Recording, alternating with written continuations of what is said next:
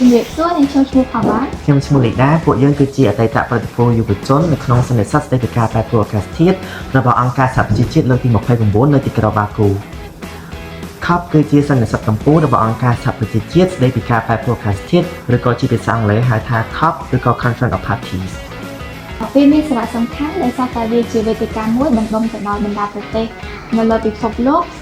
ដើម្បីស្វែងរកវិធានការទប់ទល់ការរំលាយអាកាសធាតុឬក៏រក្សាសីតុណ្ហភាពកុំឲ្យទៅពី 1.5 អង្សាសេចឹងខ្ញុំទៅចូលរួមកម្មវិធី COP 29ហ្នឹងគឺយើងបានចូលរួមនៅក្នុង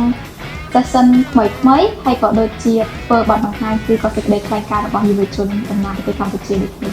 ចូលរួមកម្មវិធីនេះយើងបានទទួលចំណេះដឹងច្រើនមែនទែនវាមិនត្រឹមតែជាចំណេះដឹងផ្ទាល់ខ្លួនប៉ុន្តែវាជាផ្នែកមួយនៃការយើងបង្កើតនៅបណ្ដាញសង្គមយុវជន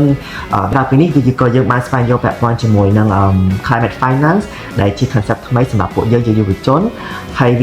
ក្រៅពីនេះក៏យើងបានស្វែងយល់ពីសកម្មភាពមួយចំនួនរបស់យុវជនដែលគាត់បានអនុវត្តនៅក្នុងប្រទេសគាត់ពាក់ព័ន្ធជាមួយនឹងការប្រែប្រួលអាកាសធាតុផងដែរ